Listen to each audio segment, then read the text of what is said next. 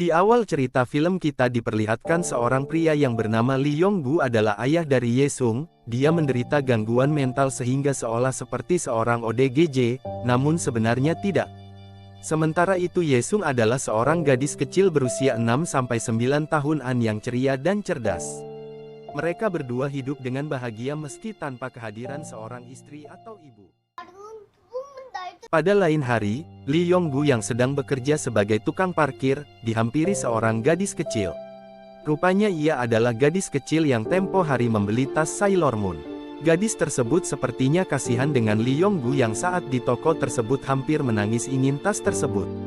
Nah, ketika bertemu Lee, ia mengatakan pada Lee kalau ia tahu toko lain yang menjual tas serupa.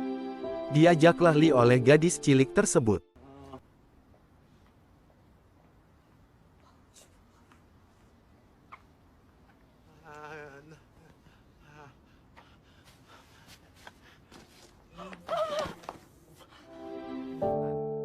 Tiba-tiba, ada nenek-nenek yang melihat Lee waktu melakukan membuka kancing celana dan melakukan pernapasan bual.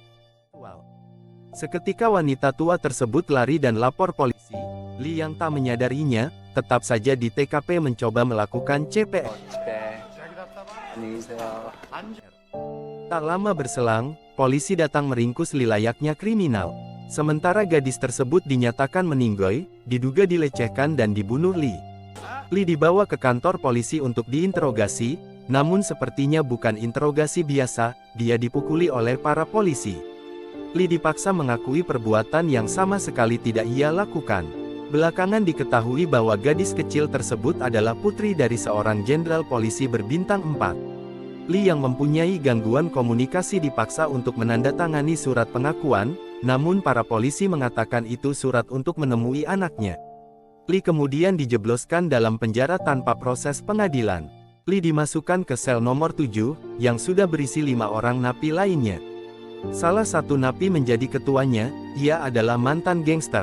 Mereka berlima punya bisnis mendistribusikan barang-barang selundupan dari luar yang merupakan permintaan napi-napi lain. Awalnya, para penghuni sel nomor 7 merendahkan Lee karena menganggap kejahatan yang dituduhkan pada Lee merupakan tindak kriminal paling hina di antara mereka.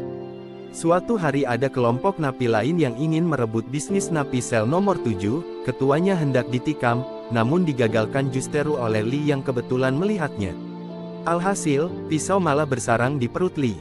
Dari aksi Lee tersebut, sang ketua sel nomor 7 merasa berhutang budi dan hendak membalasnya dengan mengabulkan apapun yang diinginkan Lee.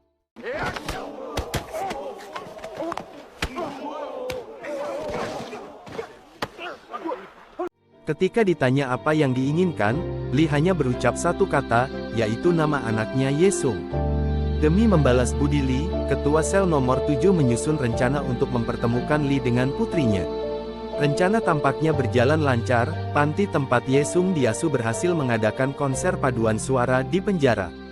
Diam-diam, Ye Sung dibawa ke sel nomor 7 dengan memasukkannya ke dalam kardus.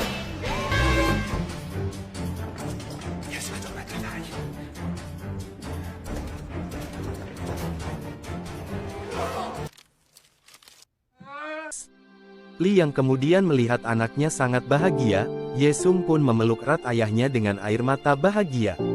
Dari pertemuan inilah segala keajaiban terjadi, suka duka dilalui oleh Lee, Ye Sung maupun kelima napi yang lain.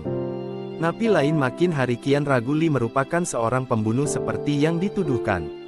Suatu hari kehadiran Ye Sung diketahui oleh kepala sipir penjara, ia pun memulangkan Ye Sung, dan mengurung Lee di sel isolasi. Tanpa ia sadari ada napi sel lain yang mengetahui pemulangan Ye Sung dan mengira kepala sipir mengizinkannya.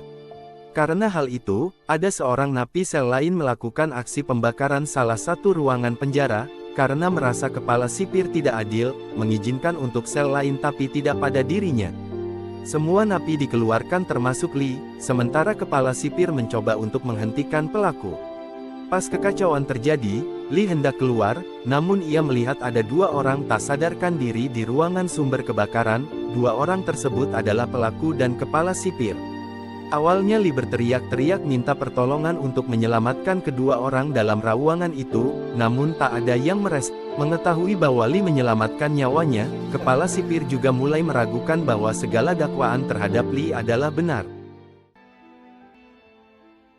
Kepala sipir mencoba mencari tahu berkas kasus Lee dan mendapati surat pengakuan tersebut tidak ditulis sendiri oleh Lee.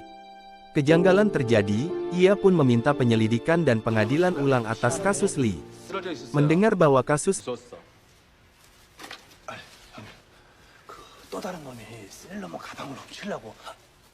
Lee akan dibuka kembali, seluruh penghuni sel nomor 7 berusaha semaksimal mungkin untuk membantu Lee sukses di pengadilan. Dengan sabar, mereka berlima menanyakan dan merekonstruksi kejadian terbunuhnya Putri Jenderal di hari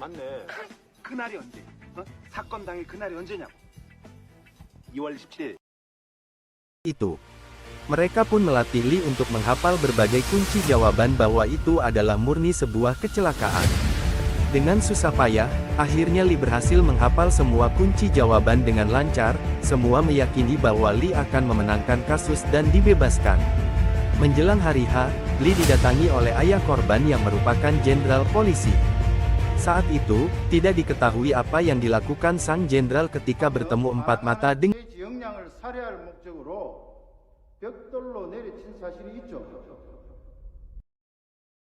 Lee.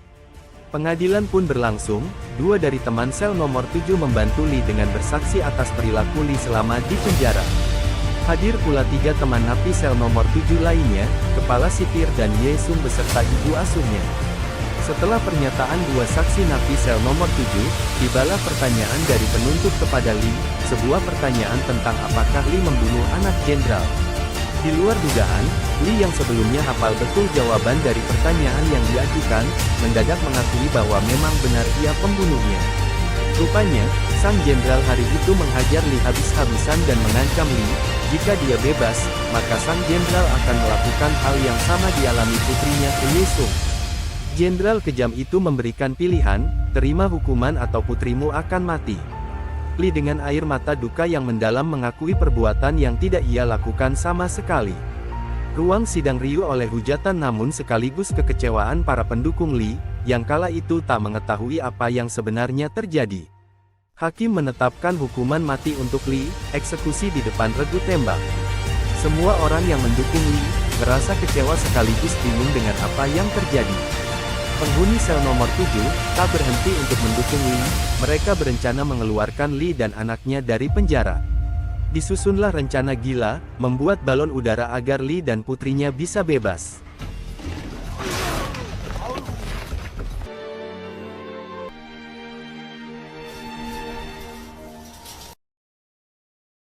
Namun sayang, balon udara tak sampai jauh karena talinya nyangkut.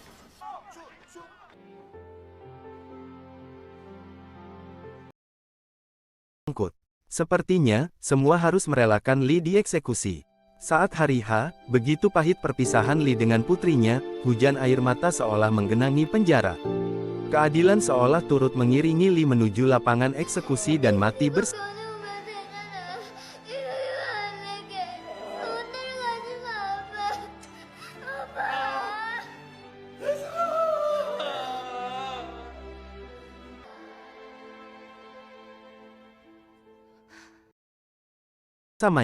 Itulah kisah yang dituturkan oleh Ye Sung yang kini sudah menjadi pengacara untuk ayahnya sendiri di sebuah ruang sidang. Dihadiri semua napi sel nomor 7 yang terlihat menua serta kepala sipir yang juga menjadi ayah angkat.